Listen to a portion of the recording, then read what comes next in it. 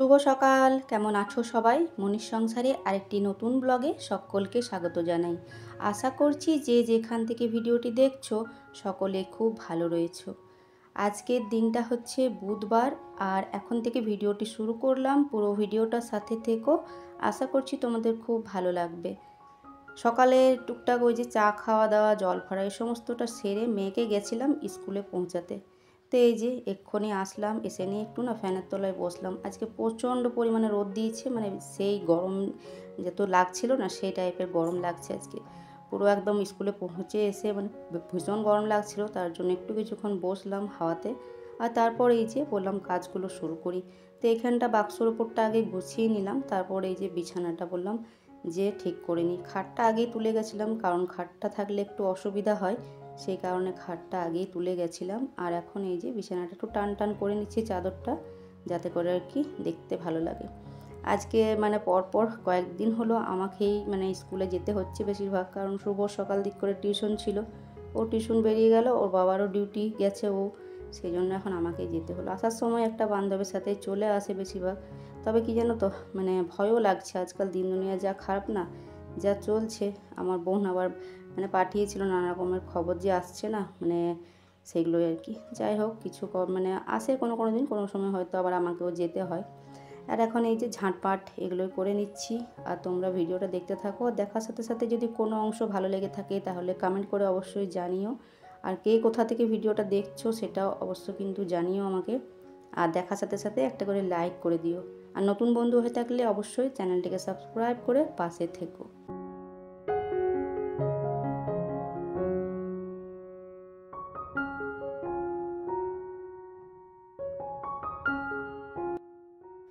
জীবনে মানে কি বলতো, 1 টাকার যে কতটা মূল্য সেটা কিন্তু আমাকে সময় বা পরিস্থিতি ঠিক বুঝিয়ে দিয়েছে, সেই জন্য না ভীষণ কষ্ট হয়। আর আজকে সকালবেলা ভিডিও করতে করতে আর ভিডিও করিনি, ভীষণ মনটা খারাপ লাগছিল, আর পুরোনো দিনের কথাগুলো মনে পড়ে যাচ্ছিল।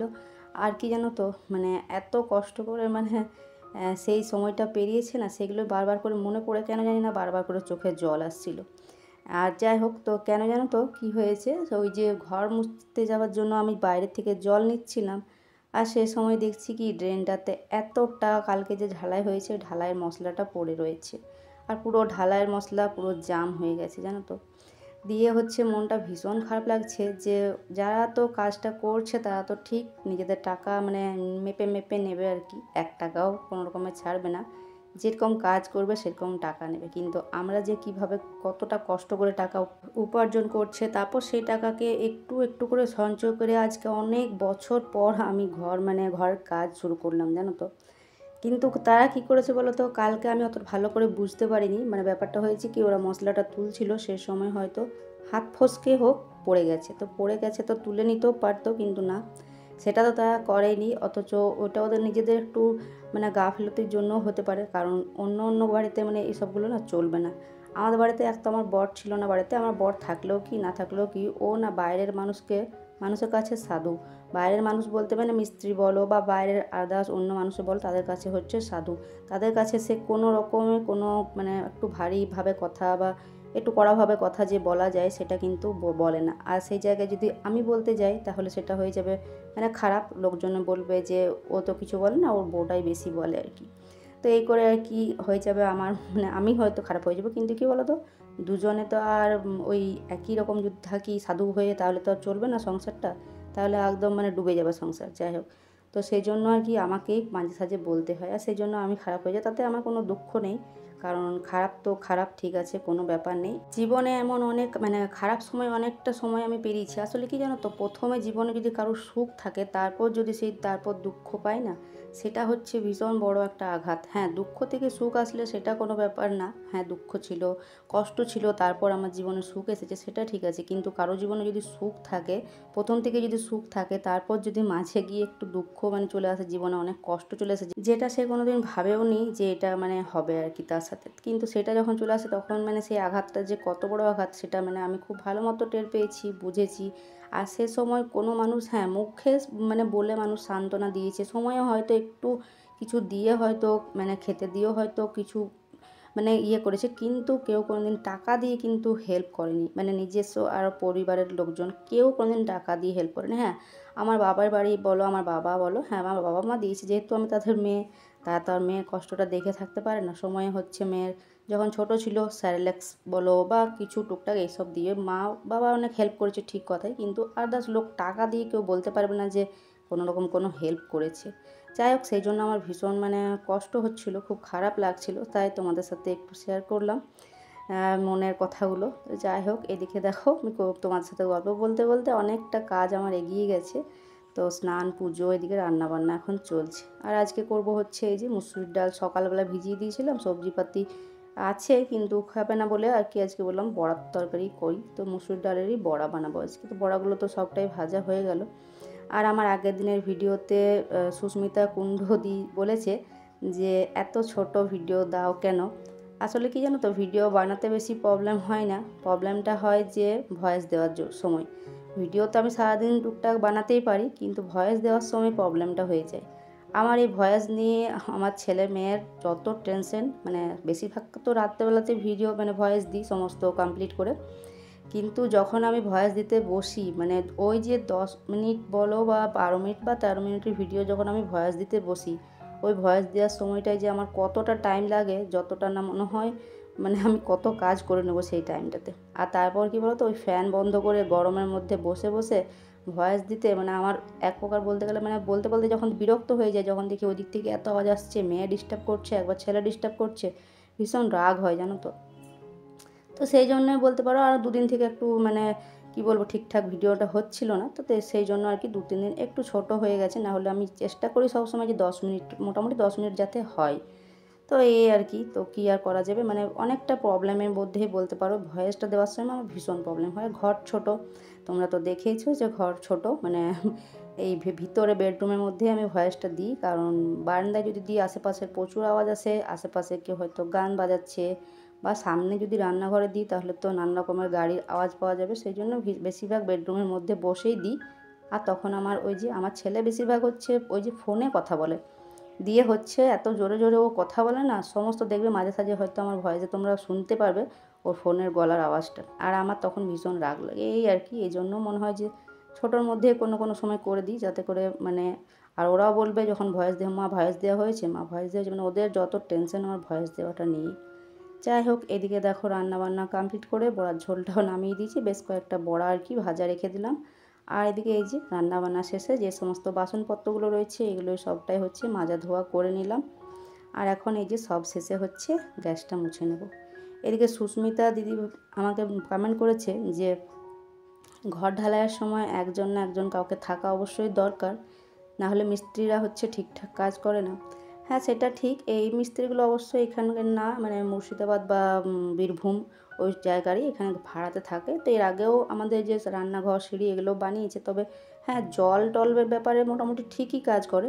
তবে এই যে এই মশলা টশলা এগুলো একটু, ওগুলো যদিও মিস্ত্রির দোষ না, লেবারগুলোনের, তো লেবারগুলোনের জন্য এগুলো হয়। তো কী আর করা যাবে, আর মিস্ত্রিরা তো নিজেদের লাভটাই বোঝে, এখন তো আর হাজিরিতে কাজ হয় না, এখন হয় ঠিকাতে কাজ। যে ঠিকাতে কাজটা মানে নিয়েছে, তবে কি বলো তো নিজেরটা ঠিক দেখে। যখন মিস্ত্রিকে বললাম যে আপনি তো মেশিন আনতে পারতেন, কাজটা তাড়াতাড়ি হতো, তো বলছে মেশিন আনতে গেলে 3,000 টাকা লাগবে। তো 3,000 টাকা নিজের ঠিক মানে লাভটা রেখে নিল, কিন্তু মানে আমাদের কাছ থেকে তো টাকা ঠিক নিয়ে নেবে, যতটা বলেছে ততটা, কিন্তু নেপে কিন্তু কী বলে নিজেরটা নিজে ঠিক বুঝে নেয় আর কি। যাই হোক, কেউ কারোটা তো আর বুঝবে না, কে কোথা থেকে কীভাবে টাকা মানে দিচ্ছে বা করছে, শুধু নিজেরটাই নিজে সে বুঝবে আর কি।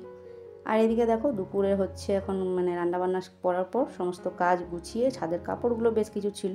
আর আজকে মিস্ত্রিরা এসেছে, ওই যে ওই কালকে তো ঢালাই হয়েছে, দিয়ে আজকে অনেকটা দেরিতে ওই 11টার কাছাকাছিতে আসলো, এসে নিয়ে ঘোলা টোলা ওই সবগুলো দেওয়ার ছিল, একটা করে ইঁট গাঁথলো। এই যে এখন আমি হচ্ছে খাওয়া দাওয়া করে পরে আসলাম দেখতে, কারণ 2-1টা কাপড় আরও ছিল, তো বললাম ওগুলো নিয়ে আসি। আর একটু পরে হয়তো ছেলে আসবে, স্কুল গেছে ছেলে, আর ওর বাবাও ডিউটি গেছে, ওরাও আসবে। তো এই যে এখন আসলাম, বললাম দেখে আসি কী করলো কি না। তো এই যে একটা করে ইঁট গেঁথেছে, আর এই যে সিমেন্ট দিয়ে একটু ইয়ে করলো, আর এদিকে ঘোলা দিয়েছে পুরো ছাদে। তো এই কাজটা এসে নিয়ে করলো। আর তারপর ওইদিকে হচ্ছে ছেলে আর বর চলে এসেছিলো, দিয়ে ওদেরকে খাওয়া দাওয়া করা মানে খেতে দিলাম, আর করলাম দুজনকে বাসন টাসন ধোয়া হলো, মেয়েকে টিউশন পাঠিয়ে ওই 4:30 বেজে গেলো শুতে শুতে। তো একটুখানি রেস্ট করলাম, তারপরে জানো তো প্রচণ্ড বৃষ্টি চলে এসেছিলো। ছেলে আর আমি দুজনাতে ছাতা নিয়ে ছাদে গেলাম। বললাম ওই যে ঠাকুর ঘরের জলটা না, পাইপের জলটা ওখানটাতেই পড়বে ছাদটাতে। ও বললাম এক জায়গায় যদি জলটা পড়ে তাহলে হয়তো কোনো অসুবিধা হয়, তাই একটা বালতি কোনো রকমের শুভকে বললাম পেতে দিতে। তো পেতে দিলে ওর বাবা তো ডিউটি থেকে এসে নিয়ে ভাত খাওয়া দাওয়া করে ঘুমাচ্ছে।